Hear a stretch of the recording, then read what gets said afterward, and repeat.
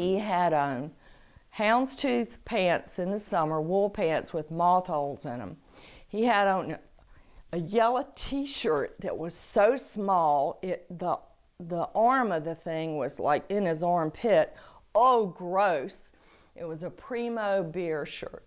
Hair, oh my God, this guy had hair. And all I kept thinking was, my friend needed to find somebody else. This guy was bad news.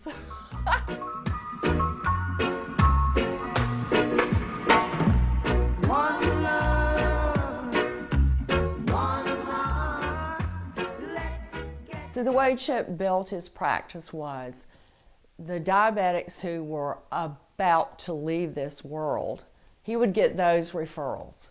And he would go, if I would only get them sooner, there's so much you can do for diabetes now, but that is not what happened at first. And then the women who had gestational diabetes, the OBGYN said, oh, hey, there's somebody in town who can help us get these women through these deliveries, through these pregnancies. So got those people. And then diabetics who had moved here, people started moving to Wilmington. They were used to having an endocrinologist. So slowly that's how it built. And because there's so much diabetes in families, one person would come, the next time they bring their mom, they bring their kids, they bring their aunt, their uncle, their cousins. And so it was mainly the diabetics themselves who really built the practice. Paul was born in Richmond. He is now 37, lives in Charleston. He is quite a sailor. Benton was born at Duke. She is 35. She's quite the sailor too.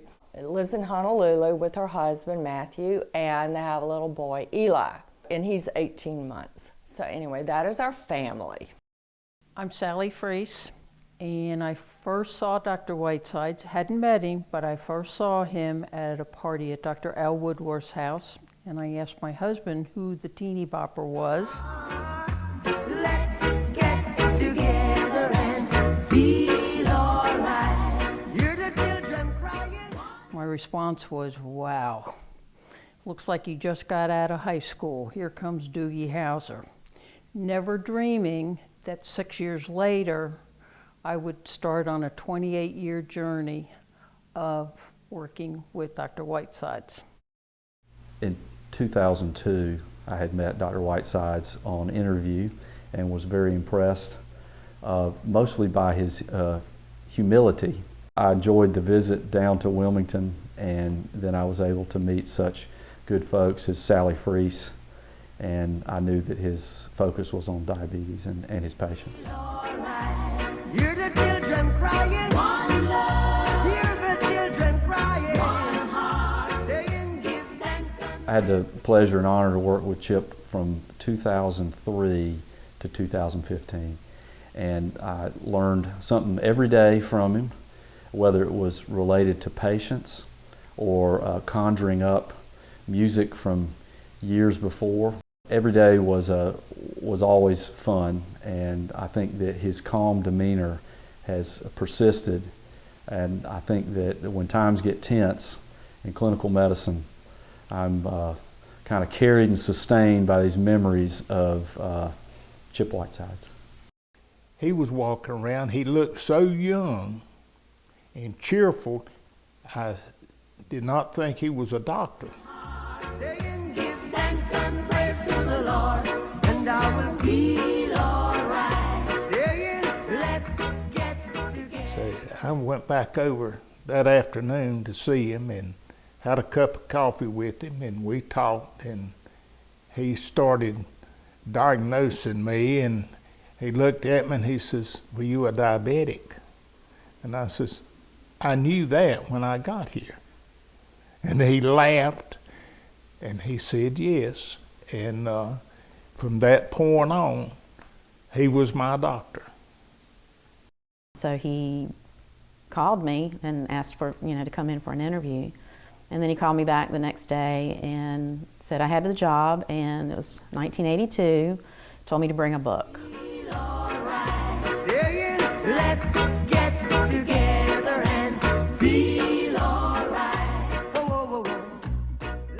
I'm Julie McLaren, a a certified medical assistant, and I met Dr. Whitesides when he first came to Wilmington.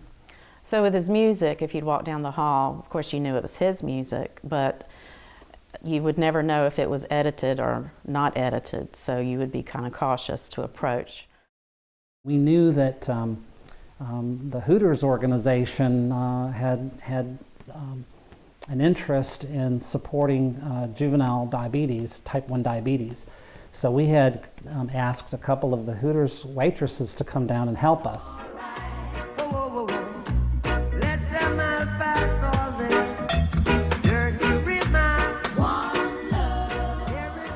And we wore these masks, old woman masks that you might wear at Halloween. The way we got the patrons to tip us is that we promised that if they would tip us, that we would bring in the real Hooters girls. And so, of course, they did. And then the real girls came out and helped serve the dinner. So that was kind of a fun event that we had done for JDRF a long time back.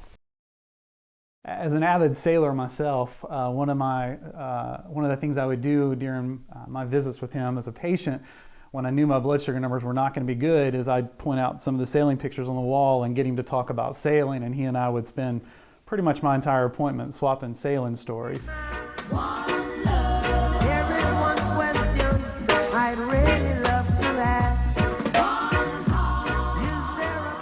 I'm Sam Wheeler, and I had the good fortune of meeting Dr. Whiteside back in the summer of 1986. That's when I found out I was type 1 diabetic, and I'd seen a bunch of endocrinologists all across the East Coast. How always he was so progressive in diabetes care. He was always pushing for newer, better technologies and making sure people were doing the right things to take care of themselves. It was amazing to look at how he built the practice through the generations there in Wilmington. Because when he started, I don't think we even had endocrinology back then. In 1989, we were the first practice to start a Wilmington patient on insulin pump therapy. And in 1993, we were the first practice in North Carolina and South Carolina to start pump therapy on an outpatient basis. On one of my visits, Dr. Whiteside told me that he was going to send me to Duke for a second opinion, that he thought that I was a very good candidate for the insulin pump. Well, I went to Duke and I met with 3 doctors, and one of them asked me who referred me to Duke. And I said, Dr. Paul C. Whiteside. And he said, well, if you have Dr. Whiteside, why are you here? I said, a second opinion. He said, if Dr. Whiteside says you need a pump, you need a pump. And he sent his nurse and myself to the hospital, and we spent 3 days together. Everything's worked out great. Well, one day I walked into a room of an older woman and introduced myself. I'm Dr. McGarity, covering for Dr. Whitesides, and she said, oh, and I stopped her and I said, I know what you're going to say. You love Dr. Whitesides. She said, no. She said, I adore Dr. Whitesides. And that's really the way I think most of his patients felt about Dr. Whitesides. They truly did adore and love and respect him. Thank you, Chip, for over a decade of being such a great role model and mentor and a good buddy. Congratulations on behalf of the JDRF board for your honor tonight. Thank you, Dr. Whitesides, Chip, for 33 years of learning and laughing and putting up with me. Also, congratulations on your Living and Giving Award from the JDRF. It is very much appreciated for you, and you deserve it. Thanks. Peace out. You said that if I did what I felt was right in my heart, that I could always sleep well at night. And I've carried that advice with me all these years. I just want to congratulate you for being honored by the JDRF. You truly deserve it. And I truly wish you the best in your retirement. And don't be a stranger.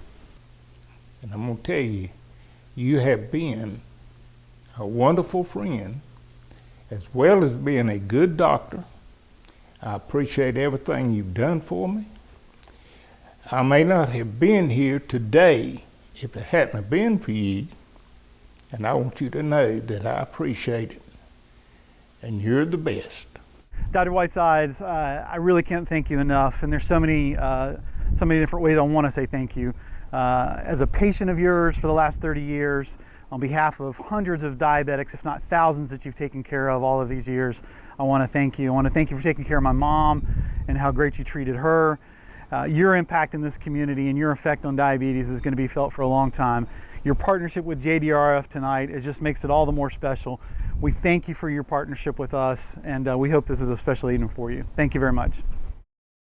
Thanks, Chip, for allowing me to join you and Arlen on this fantastic journey. It has truly been a blast, and I congratulate you on being honored tonight. Love ya. Ready?